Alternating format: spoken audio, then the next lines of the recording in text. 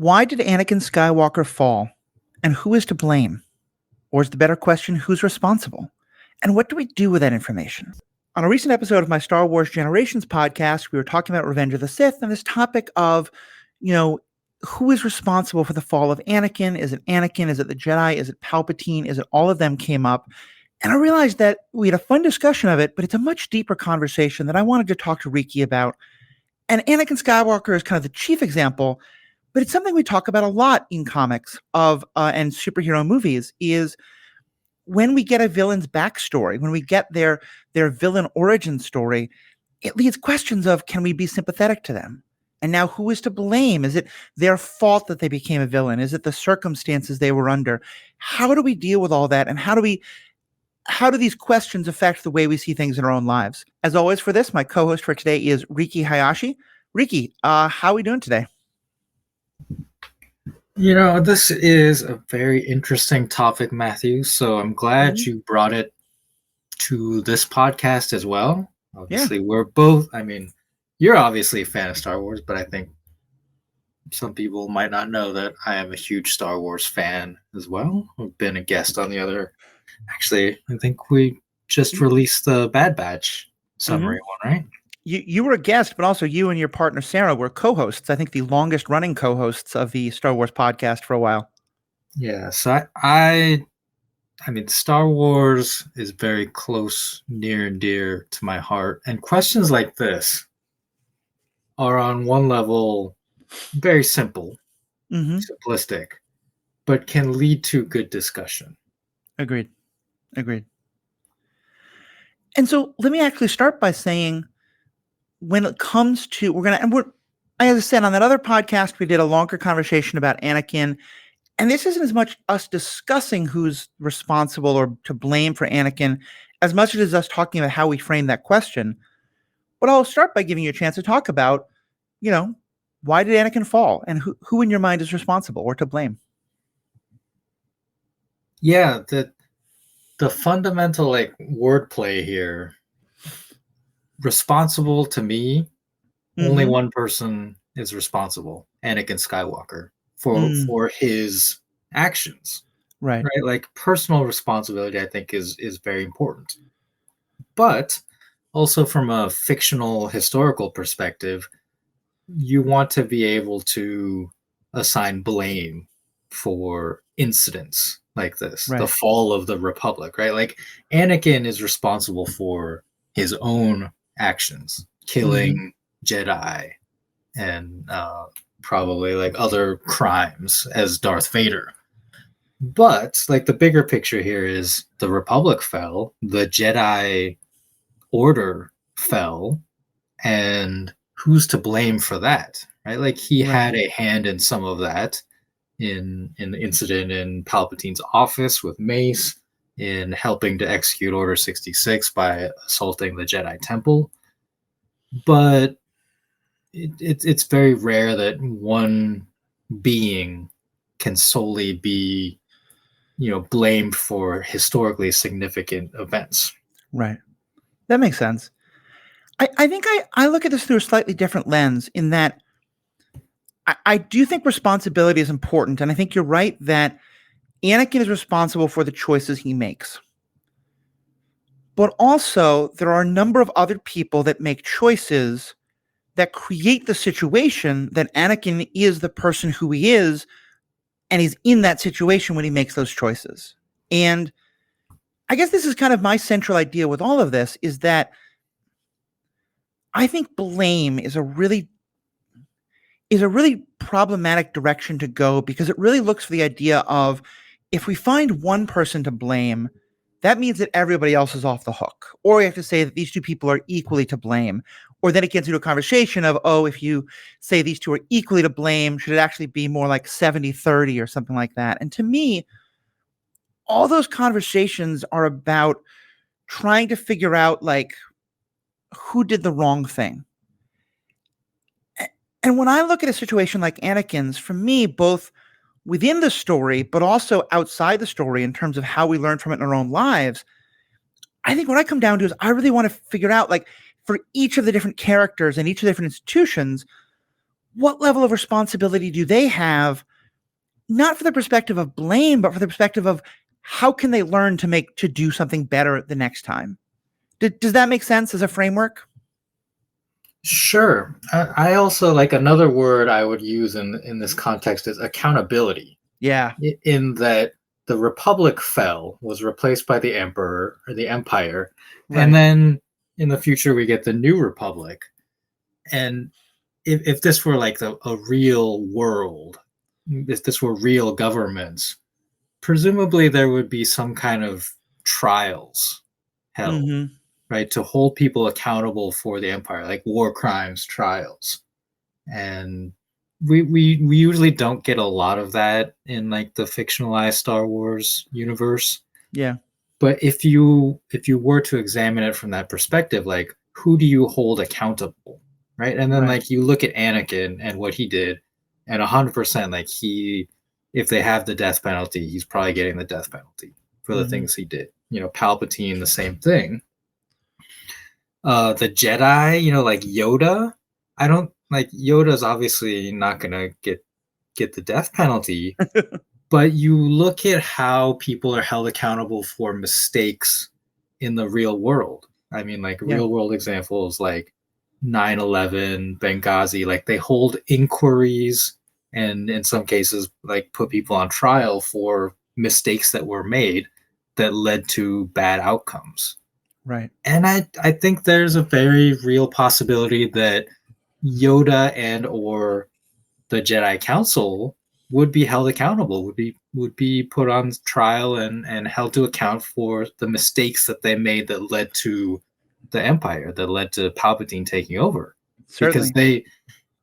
they cover things up, they lied to the Senate, et cetera, et cetera. Like those are things that they should be held accountable for. I think that's a really cool way of looking at it with that accountability idea. And I get that you're looking at it through that courtroom punishment thing. And like, even in our own world, you have a teen shooter or some other, a young person or a young adult. Anakin is not, I think he's like 19 or 20, so he might technically be a teenager, but he is a legal adult in this world. But he's still clearly quite young. And yeah, so he might be put on trial for his actions. I think you can certainly say that Palpatine is a groomer, to use that kind of modern parlance.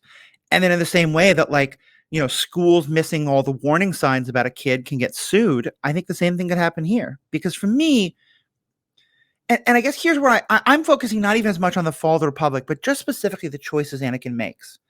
Because what I see is kind of three levels of that responsibility. That first level is Anakin himself. He is the person who makes those choices. He's not, he is making those choices himself. He chooses to go against Mace. At some later point, you might want to argue that the dark side is like a mythical. I don't think we know enough about the exact workings of it to know to what extent is he legally responsible, but certainly he chooses to go down that path in his attack on Mace. Then you can say, okay, well, what responsibility does Palpatine have? And I know I often hear this groomer language used a lot. And here's again where I think it becomes very easy for it to become a zero-sum question of people who want to give more blame to Palpatine, therefore want to let Anakin completely off the hook. And to me, that's the wrong. I think Palpatine directly influences Anakin's choices, but Anakin still makes those choices. And then for the Jedi's perspective, I think Anakin is a person who is very vulnerable to Palpatine's manipulation and very likely to make a bad decision. And I think that's a lot of that can be the Jedi should be held accountable in some ways for all the mistakes they make in terms of never giving him a chance to grieve the loss of his mother and repressing all of his emotions and all the things that they do that help make him into the person who makes those choices, And so I kind of see it's these three different levels of what brings Anakin to the point that he's at when he makes those decisions. Yeah, I think we are approaching this from different perspectives. Right? Like you're very Anakin focused and I'm kind of more like system focused. Right. So when you talk about like the incident in Palpatine's office with Mace, I would look at that from, I guess, like a legalistic perspective of what he did. Mm-hmm. And Mace, in that moment, Mace was about to execute Palpatine, right? Like, do we agree on that? Yes. Like he lifted his lightsaber to strike him down, and that they had like an exchange of like he should stand trial. Like, no, he's too dangerous. Like, I don't remember if Mace says I have to kill him, but he has to be eliminated or something like Yeah. that.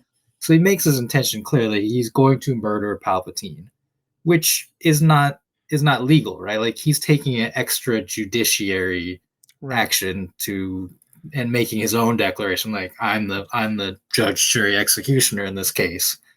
And so I think from like a legalistic, like if this were quote unquote real, from a legalistic standpoint, I don't think what Anakin did was wrong in that moment, right? Like in terms of responsibility or accountability, like I Mm-hmm. think what Anakin did was kind of the right thing to do. Now we know, because it's fiction, that the Palpatine was manipulating the whole situation. Right. Like, he could have forced lightning and Mace at any point, but he was looking to get Anakin to commit this action, to be on his side. So that's right? a very interesting perspective, and I do think you're right that what Mace Windu is doing is, extra legal. He's taking the law into his own hands. And you can argue about whether he's right or not in terms of Palpatine's ability to stand trial, but then this is the problem with vigilante cops and all that kind of a thing. Also, personally, I think Mace is criminally responsible for negligence, for the ridiculous, I'm going to pull my lightsaber all the way back and give Anakin 30 seconds to decide if he wants to cut my hand off or not. I think, though, the idea that Anakin is acting properly would only make sense if he then he stops Mace from killing Palpatine, but then he also like tries to use his lightsaber to stop Palpatine from killing Mace. Because he doesn't he leaves Mace incredibly vulnerable to Palpatine, and then when Palpatine kills Mace, he does nothing. And to me, that's where it is clear to me, at least, that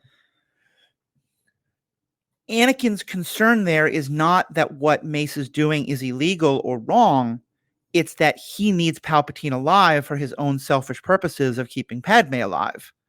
And so it's harder for me to and that he's perfectly fine with Palpatine killing Mace. And so it's harder for me. And then in his mind, that leads to the, what have I done? Like, he, I think, certainly sees it, not that he did the right thing, but that he, in that act, has irrevocably chosen Palpatine and the Sith and the dark side. Mm-hmm. Yeah, well, I think I agree in general. Like, the main thing is, like, he disarms Mace, literally, Right. Like, he cuts his hand off, but his action is meant to incapacitate Mace's ability to kill Palpatine. Palpatine's ability to kill Mace was unexpected for both Mace and for Anakin. Like, shooting the Force lightning and sending him flying out the window was not. I don't think anyone really, including the audience, like really expected that to happen in that moment. So I don't know. I mean, he'd been Force lightning him before. I thought that I was 100% not surprised. Oh no, you're right.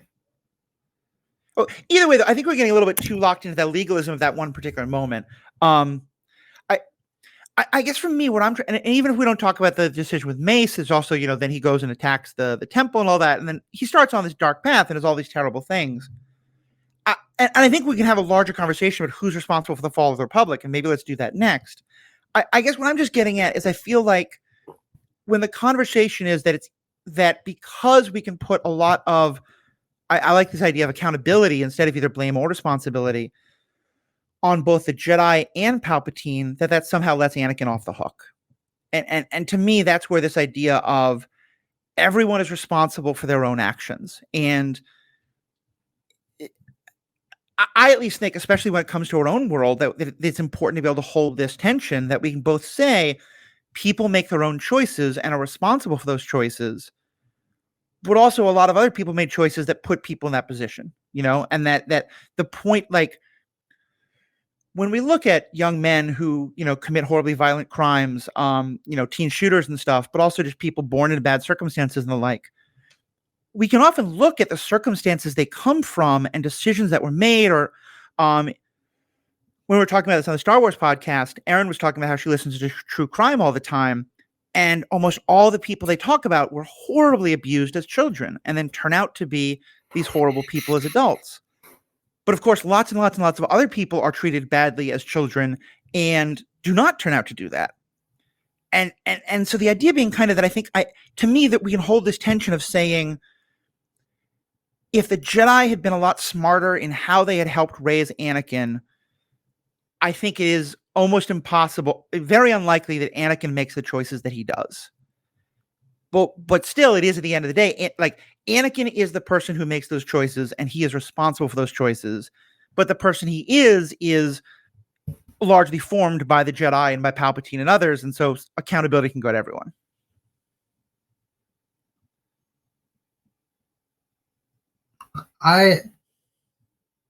So again, like, Anakin is responsible for his own actions. I think what you're getting at is that there are kind of like divergent points where we can see if someone other than Anakin had done something differently, we can imagine a different outcome. Is that kind of where you're getting at? Well, like, I'll give you one example. I think if Obi-Wan had been more open to, we have a lot of evidence in the texts, particularly in some of the books that came later, but even the movies, that Obi-Wan had some suspicion about Anakin and Padme, but never actually talked to him about it. As well as the idea that by this time, Anakin certainly feels like that the Jedi would not allow his relationship with Padme. In a situation that is not so, strict and repressive, or at least where Obi-Wan has talked to him, in a world where Anakin doesn't feel like he has to keep his relationship with Padme a secret, he's much more likely to talk to some of those people and talk about the dreams he's having, so that Palpatine isn't the only one who he's listening to. Like, it's been a while, but I studied a lot about how groomers work and things like that. And one of the things that really gets talked about a lot is that groomers often are able to focus on kids who feel like they are outsiders, often because they're not being listened to at home or at school, or they're not having, other places in their life where they feel like people respect them and are, treating them well.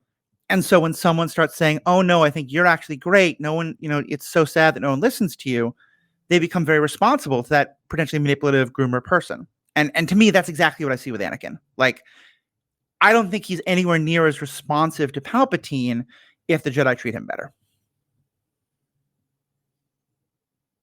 Okay. But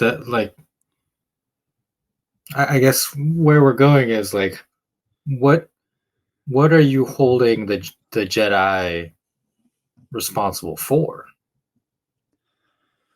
Well, I guess that's what I mean is, I think it's a great question, because this is kind of where we have to find new language, I think.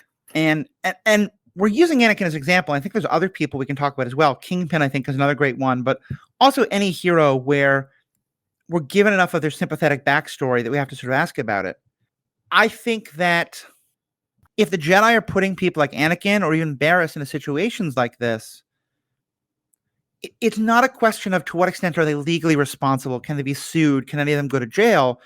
To me, I would want the Jedi after Anakin, or however they're being rebuilt by Luke, to be able to say, we failed Anakin. Anakin made his own choices, but in part that's because we failed him. How can we do better? That to me is the really important question, is because I think if you just say, oh, Anakin was his own man, he made his own choices, or it was all Palpatine, that means the Jedi don't have to do any work on themselves. And I guess that's what I'm really coming to, is I want everyone involved to be saying, yes, other people are responsible too, but what did we do wrong and how could we fix it for next time? Yeah, and the interesting, like, one perspective I might give on that is, don't let Anakin be a Jedi. Yeah, It's I think as weird as we like think of the he's too old thing with Anakin, and maybe like the Jedi were indoctrinating kids at a very young age. The fact of the matter is, like, based on their established order and their rules and all that, he shouldn't have been a Jedi, right? Like Yeah, I think it's fair. part of the problem here is that he broke the mold, and that's why to some degree they didn't know what to do with him. Yeah.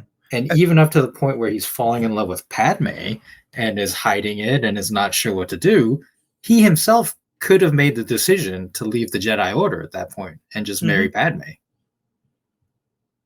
Yeah. And imagine if Obi-Wan had been willing to sit down with him and say, hey, look what happened with me and the Duchess, Satine. I know that I could have chosen not to. I could have chosen to give up the order for her. And I, in some level, did. And of course, the terrible thing happened and Maul killed her. And just sat down with him and said, hey, this is a choice you should make, but acknowledged it as something that he could have done or thought about.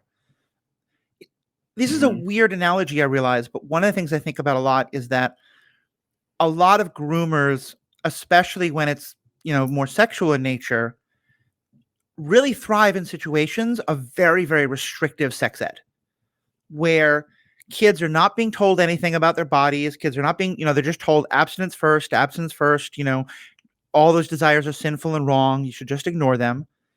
And so they start looking elsewhere. They go on the internet and start talking to people in chat rooms who may be, older predatory people, or and I'm painting this horrible picture. Again, a lot of times people just find information they need, but a kid who's being given healthy, age appropriate sex ed material. Yeah. I mean, all kids are probably not all, but a lot of kids are probably just going to go look online for porn or whatever, but that person's they're not as needing, some outside person to answer the questions that no one else will answer for them. And it's not exactly the same with Anakin, but it feels kind of similar to me that he had all of these feelings about Padme and he had no one to talk to about it. And I think you make a really good point about no one knows what to do with it, because to me, there's a direct link to his feelings about Padme and not knowing what to do with it, and his feelings about his mother. And Obi-Wan can, kind of, I don't think he meant it to be cruel, but when Obi-Wan just sort of says, Anakin, you need to let go of your attachment to your mother. You need to just live in the moment. It feels like someone who hasn't had a parent, hasn't lost a parent saying to someone, oh, just get over it. Obi-Wan never had an attachment like that as a kid that he had to let go of when he was 9 years old. And so Obi-Wan, he's not able to relate to Anakin, and he's not able to understand why it's so hard for Anakin to let go of this. Yeah, I have thoughts. I'm trying to organize my thoughts. Go for it. The Obi-Wan thing. Yes, so I don't know. I lost my thought. Well, I'll just say there's a huge irony here in that on the Star Wars podcast, I was one of the ones being like, no, we've got to talk about Anakin being responsible, because one of my co-hosts there describes himself as an Anakin apologist, and I was very much on the like, no, this is, to me, we're still very much on, it is Anakin's fault. He makes the choices he makes. It's not just Palpatine.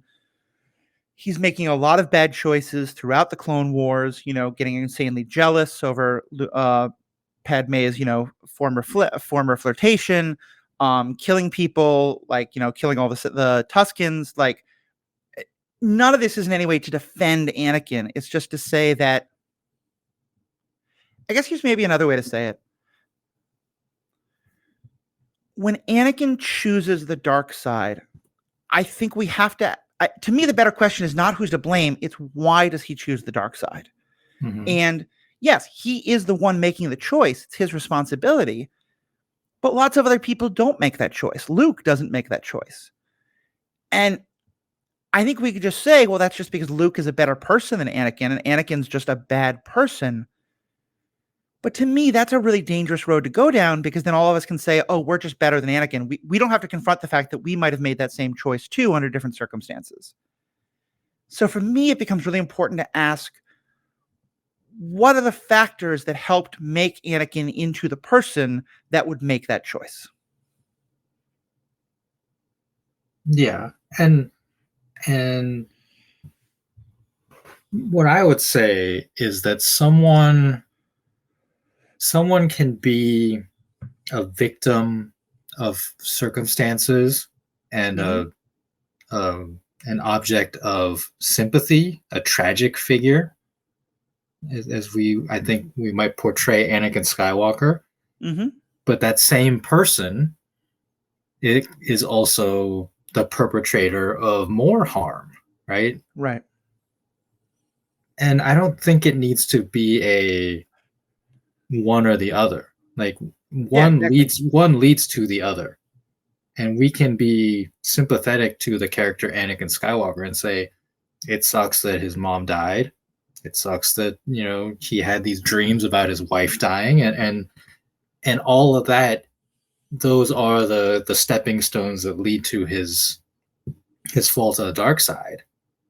But he's the one that falls, right? Like he Yep.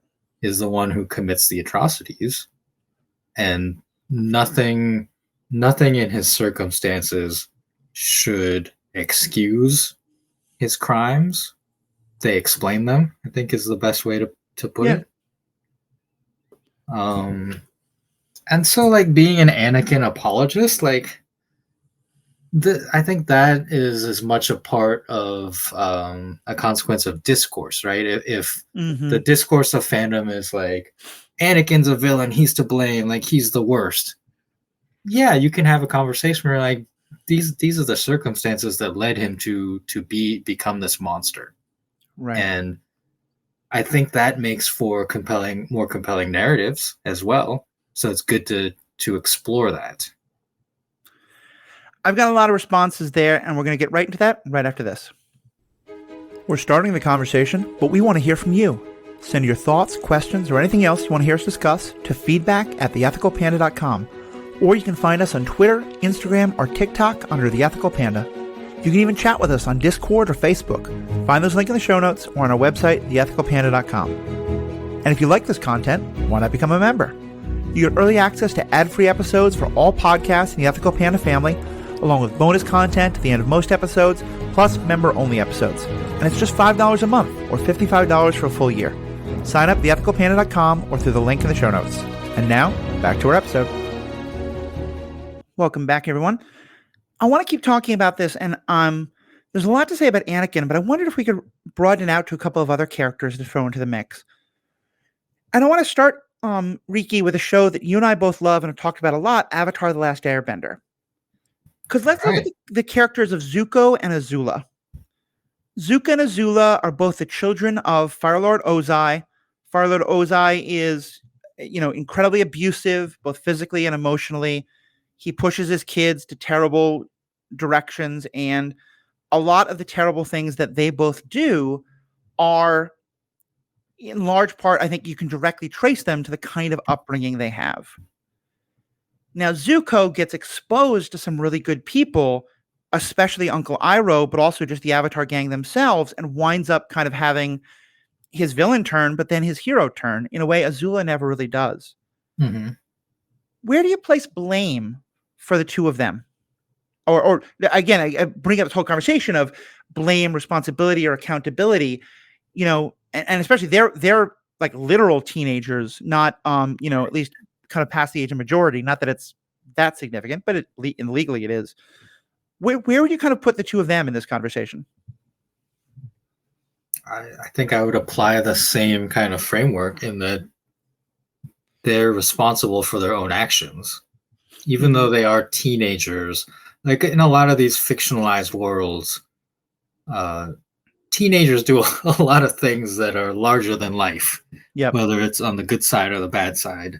So we kind of have to accept that that's a thing, and perhaps, like being tried as a minor might not be as much of a thing in a world where if the military gives you command authority, then you're kind of treated like that. It's problematic, like for framing. Mm-hmm. But in this world, like, both Zuko and Azula as teenagers are given command of some number of troops and do things in the war to perpetrate violence against other states and people. So I think they are accountable for those actions as individuals. Right. Can we also, though, look and say that the circumstances in which they were raised had quite a lot to do with them becoming the people who made those choices? Yeah, and I think like if they were held to some kind of trial, that would probably come into it because they are Right. so young and Hmm. put in these situations. I do think it's reasonable, like under the circumstances, to say, yeah, there are definitely mitigating circumstances of their upbringing, and especially like the way that they are thrust into these military positions. Right. Well, and to me, one of the most interesting questions about them is now we're not just talking about the villain turn that they both take, but the hero turn that one of them takes. And, we only have the story as it's written to us, and Zuko is much more of a point of view character, whereas Azula is really just kind of the presented as villainous. Although I think we're supposed to also feel some sympathy for her, to be sure. Do you think that if Azula had spent a year with Uncle Iroh, that she might have made any of the kind of hero turns that Zuko did? Or is there just something fundamentally different about, because on the one hand, like I feel like Zuko gets that very different moral influence. On the other hand, when they're both children at the Emperor's palace, like Azula is still like fairly sadistic and maybe responsible for the banishment or death of their mother, all this kind of stuff. Yeah, that okay, that's never addressed, right? Yeah, At the end of the show, the original show, I think Zuko says like he's gonna go find his mother or something like that, and I think there are some comic books, but hmm, yeah, like Azula seems to have had a hand in that yep, disappearance. In terms of Iroh, like it's hard. You can't just like cut and paste and replace like hmm, Zuko with Azula and say like, well, what would have happened? Because right, they're different people on different paths. And part of the thing with Azula is she shows that ambition early on, which gets the attention of Ozai, and why he chooses to focus more of his attention on her at a younger age hmm, compared to Zuko. Not just the ambition, but also her abilities as a firebender. So it it's like it's very difficult to just say like, oh well, what if Azula had had the influence of Iroh? Like she right. didn't because she was already a different person, and the two adults in the situation, Ozai and Iroh, basically like took each of the kids under their wing because they saw something in them that reminded them of themselves, or whatever, however we want to frame that. Hmm. Yeah, I think that's a really good point there, and it's hard because there's a part of me that wants to be very careful about saying like, oh, you can just tell when children are 6 years old who's going to be a good one and who's going to be a bad one. And when I see Azula at 8 or 10 or however old she was, um, you know, having that naked ambition and that sadism in a lot of ways, especially in how she tortures, or I should say teases and torments, but clearly with a very cruel streak to it, not a loving, gentle teasing of both her brother and her friends. Kids don't just turn out like that. That has a lot to do with parenting. That has a lot to do with the situations that they're raised in, and Mm-hmm. yeah. So it it kind of goes to a longer story, a larger point that I've been thinking about a lot that I think relates to this, which is that I think when we think about which villains deserve our sympathy, I think there's a danger of sort of falling into this trap of if the authors or the creators show us a character's backstory and therefore we can be like, oh, this is why they turned out this way. Okay, they're still the villain. I still want the hero to defeat them, but I'm sympathetic to them. Whereas when they don't show a backstory, we just assume, okay, that just means it's just because they're a terrible person. And I think that can be a very effective thing. I think, um, perhaps one of my favorite, if not my favorite, comic book movie, The Dark Knight, the second in the Christopher Nolan series, they very intentionally don't give Heath Ledger's Joker an origin story. He actually kind of makes up different origin stories, and clearly none of them are true, or at least their parts all true, or whatever. And to me, that's really effective because that really shows like, no, this is not sympathetic evil. This is just someone who has a completely different moral framework that is completely amoral, immoral from anything we understand. But I think there can be a tendency to, if we see the backstory, we have the sympathy, and when we don't, we don't. And I kind of feel like if we had seen moments with Azula before she becomes the person that we see her on screen, when Ozai starts to, kind of take her under his wing, we might feel very differently towards her.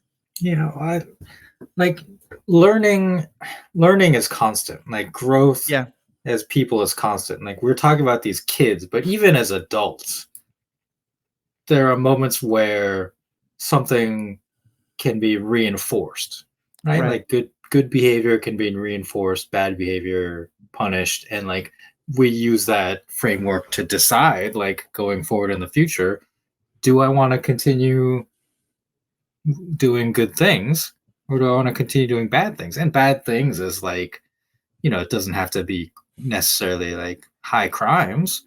I think I would say like speeding, right? Like speeding on the highway, going above the speed limit is technically against the law, but we all do it.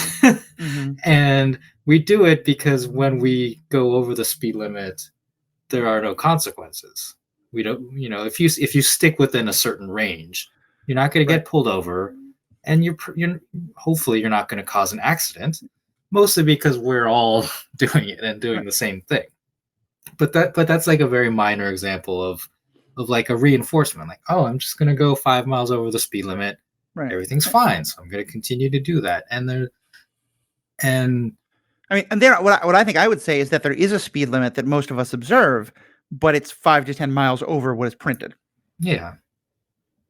So yeah, and that's kind of like driving society has kind of evolved past more archaic speed limits, and some places like have upped the speed limit due to those changes.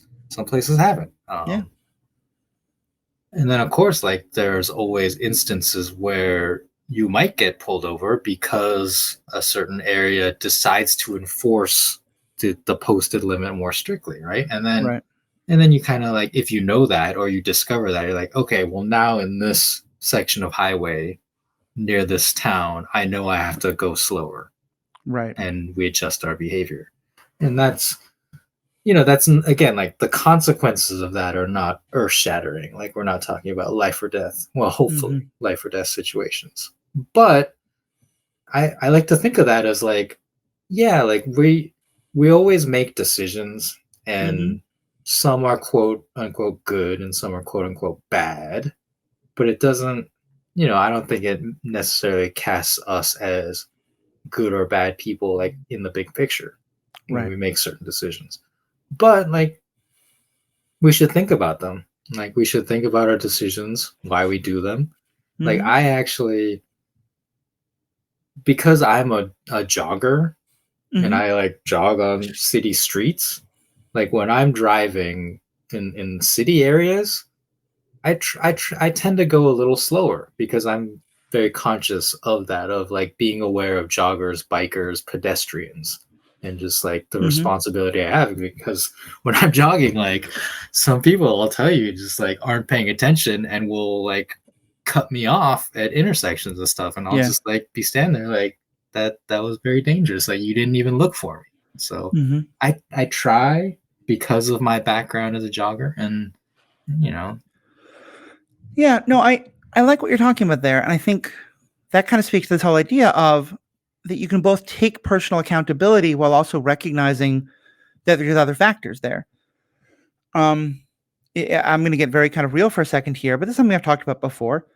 I had a lot of abuse in my childhood and a lot of really problematic situations, and have wrestled with a lot of mental health demons because of that. I've been in a great situation for the last couple of years, but especially when I was younger, I was not a great person and made some decisions that really hurt a lot of people. And I can look to the abuse, I can look to the things that happened to me when I was a kid, the trauma, and trace a direct line towards, being the person who was desperately concerned that people would leave me alone, and so wound up, without even realizing, kind of being manipulative to people around me, or all these kind of things. And I say without even meaning to, because on some level it's true, but I'm not saying that to excuse myself at all. It's just more that these become unconscious behaviors. And I always had the option to kind of do more self-examination, and I didn't. And that's it. It is my responsibility. I took the actions. The person who I was, who made those actions, was very formed by a lot of problematic things that happened in my childhood. And I think that's the thing I think we're kind of in this, we're really agreeing, is that we need to be able to have that double space of saying, unless you are like, at gunpoint, or, you're being coerced, or like, there are lots of things that can take away a person's ability to make choices. And then we can talk about that. But when, a person is making a choice, but they're making a choice in part because, of whatever else they're dealing with. Yeah, we can still, we can say you were accountable for those choices, but also, because again, to me, the point shouldn't be, oh, if you're mad at me for making the choice, no, go be mad at my father, or go be mad at my school system. It's more, yeah, be mad at me. I made the choices. I hurt people. But also, I would hope that, if I were ever a parent, I'd want to be able to look at that and be like, what were the choices my father made? How can I break that? And what were the choices his father made and that his father made? And how can I break that cycle? What were the choices that my schooling made in terms of, what it tolerated in terms of bullying? And how could I try to find a school that was different than that, or things like that? It's at the end of the day, I'm not interested in who to blame. I'm interested in who can change their behavior to prevent these situations happening in the future. Mm-hmm. Certainly. And I think that's why the Jedi, I don't use the word blame again, get blamed so much for what happened. Mm-hmm. Like, even though we are saying that Anakin Skywalker is responsible for his own actions, the Jedi Council, I mean, I said it earlier, they literally lied to the Senate. Yep. Right? And I would say conspired.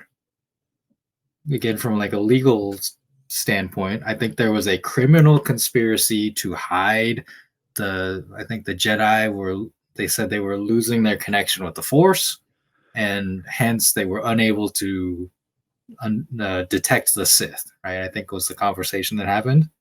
And so, like, they know that there's a Sith Lord somewhere in the galaxy. And I think they even begin to suspect that they are somewhere like within the halls of power. Right. And they're unable to do anything about it. And they don't tell anyone that they can't. And they don't ask for help, right? So that, to me, that is the failing of the Jedi. Like, less so Anakin Skywalker and like teaching him and all that, but it's just like their whole shtick of like, well, what if we just kind of like bumble around and don't tell anyone? And I'll certainly say the High Republic books establish that this does not start with the prequels, that as far back as 250 years ago, most of the people in the Clone Wars are not born for another century, but Yoda was certainly around. And there were other issues that came up that would have really shaken the Republic and the Senate's understanding of the Jedi, and even some of the Jedi themselves in terms of this challenge they faced. And Yoda explicitly decides to keep that a secret and to erase it from the Jedi archives, and to not only not tell the Republic or the Senate, but not tell anyone else in the Jedi. And I think that it's very intentionally they like a lot of institutions do, this is exactly the problem with Catholic Church or governments that will say, well, we know we made a mistake, but we need people to trust us, so we can't admit our mistakes publicly, because then people will see us in a bad light or something like that, and they're able to convince themselves they're doing the right thing for the greater cause, but of course it's not. Yeah, and I suspect or hope, I don't know, that we are going to get more of that story in live action with the Acolyte show, right? That takes place approximately 100 years before Phantom Menace. Mm-hmm. That there's going to be some kind of, oh no, it's the Sith. Like, well, we better cover it up. Yeah. I think that may well happen. We'll see.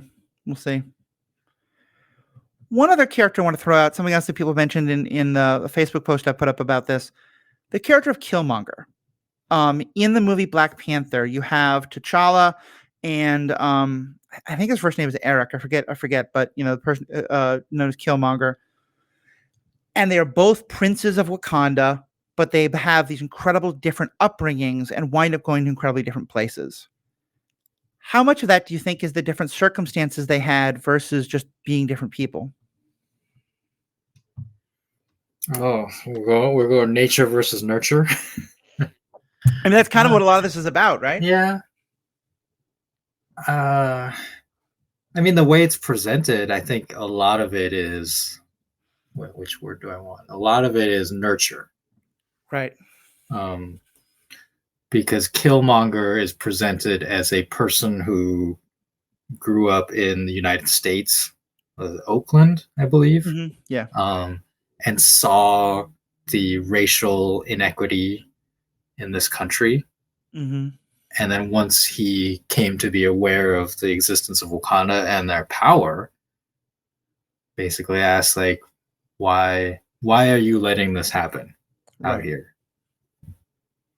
And so without that experience, without his upbringing in the United States, like, he probably doesn't have those feelings. Right. Well, certainly T'Challa has the exact opposite. And he has a fairly, you could say, a really wonderful upbringing. I might also say a very entitled upbringing. But either way, it's privileged, right? Privileged, yeah. Wakandan privilege. Yeah. And so on the one hand, he's not driven by that anger, but also that he doesn't have that same need to go out and fix these things until they're pointed out to him in that same way. Yeah. T'Challa doesn't see them, probably. Yeah. He's never experienced that. Right. And there again, that's one of those situations where Killmonger's father is killed in part to cover up, and that these stories are never told and things like that. So. And I believe in the first movie, Nakia, right, like, tries to tell him some of the stuff that's going on, and she's kind of like that moderate position of trying to convince him before Killmonger comes along. Yep. So, all right. Well, this has been a great conversation, Riki. Thank you so much. Any other last comments you want to make or points you want to bring up? Yes, I want to ask Disney, Star Wars to give me the show I want now of, like, post Imperial fall war crimes tribunals.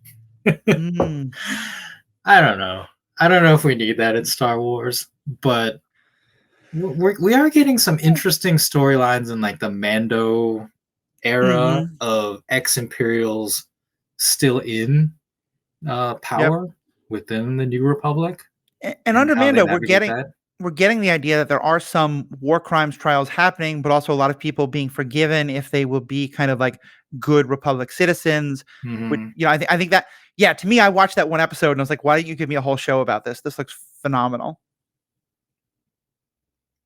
Yeah, I mean, and I kind of joked, but I think to some degree they need to do more with that idea to explain the First Order. Yes. Right? Because when the postquel movies came out, a lot of us were like, how did this happen? Like, how did the First Order just kind of like flip a switch and take over again? And they are starting to fill those gaps, and I think a lot of those gaps have to be that the New Republic was not as good as, we would like to think it was. Yeah. Well, I think it faced a very difficult question, which is, and throughout history, like, democracies that are established in the wake of a recent overthrow of authoritarianism have a very bad success rate. Like, they often will fall back into authoritarianism again, particularly if time isn't spent setting up democratic institutions and social institutions that can help carry it. A lot of the nations of Africa are great examples of this, where the English and French and Belgians, in many cases quite intentionally, were just like, okay, you don't want to be in our empire anymore, we're just gone. We're not going to do anything to help you transition. And a lot of the places there were elections held, and then those governments were seen as illegitimate, and then fairly quickly authoritarians took over, often with either CIA or KGB support. And so to me, this question of the New Republic, of where it's like, what does it do? Because on the one hand, it wants to be super democratic. It wants to be not authoritarian. But then with their problems on the Outer Rim happening, how do you not be authoritarian, but also not, impose, if you don't impose law and order, does that mean the Hutts and everyone else just takes over? And how do you find that balance? It's a topic that's starting to get explored in some books. The book, what's it called? Bloodline is one I think you would really, really like. I think actually we talked about it before, didn't we? Yeah. Yeah, exactly. The Leia one. Yep. But yeah, I would love to see that more explored further. The last thing I'll just say about this is, do you know much about the South African Truth and Reconciliation Commission? I do not. So it is a model that I want us to follow more in the real world, but I also think would really be applicable in a place like this, because and I think it's one of the most brilliant things Nelson Mandela ever did, which is he said, look, we need to really know the truth of all the terrible things that happened under apartheid and all the things that individual people did and that collectively happened. But that if we're ever to heal as a society, this can't be about now the black people are in power, and so we're going to punish all the white people for all that they did to us. We need to heal and move forward. And so the Truth and Reconciliation Commission was all about exactly that. It was about learning the truth, finding ways to have reconciliation without it being about punishing or like criminalizing the actions that happened under apartheid. And in some ways, that's what I think there are people who are like, wait a minute, people who are, doing horrible things under apartheid got off the hook, and that's not fair. And I think there's some legitimacy to that. But overall, I think it's looked at as a much more successful way of getting past a terrible situation like what happened there than in a lot of other places where they never really be able to get past, okay, well, we're in power now and we're still angry at you for what you did for 50 years and all this kind of stuff. And I think that's the kind of thing that I feel like if that had happened, that might help prevent the First Order. And that's a story. I would love to now have another conversation about who's responsible for the First Order. And is it just Palpatine and Snoke and Kylo Ren? Is it Leia and Luke? Is it Luke for going off and doing his own thing? Is it the people in the New Republic? It's Mon Mothma. Yeah, I hate to say it because I love her so much as a character, and especially like what's going on with her character in Andor is amazing. Mm-hmm. But at least the way the books that we've read, like what they seem to be establishing is that Mon Mothma didn't have a plan or did not execute the plan well, like post fall of the Empire, and disbanded the military too quickly and too suddenly, and just thought that things would return to old Republic standards.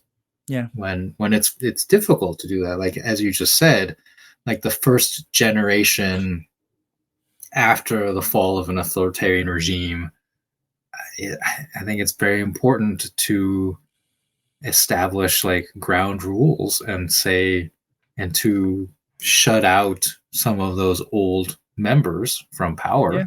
Like, I've talked in the past about how post-imperial Japan, like the first prime minister after the U.S. occupation, was actually someone who was part of the old regime and was even charged with war crimes, convicted of war crimes, like minor, as minor as war crimes can be, but they're convicted of minor war crimes and then became prime minister of post-war Japan.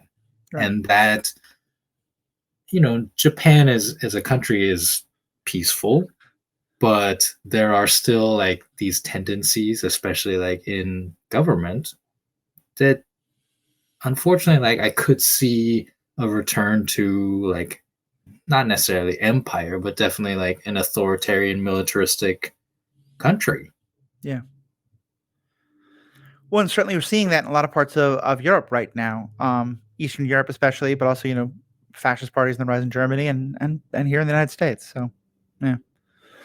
On that cheery note, thank you so much, listeners, for being a part of this. You're fantastic as always. Riki and I love having you be a part of this. As I said at the beginning, please think about becoming a member. You're going to get bonus content. Riki and I are about to talk about the Acolyte for just a few moments, our hopes and fears about that. You get member-free member bonus episodes, and most importantly, you're helping to keep this going, keep the lights on, and all those other good things. So please become a member. Send in your feedback. Let us know what you think. We love getting all your thoughts. On behalf of myself and Riki, thank you so much for being a part of this. We have spoken.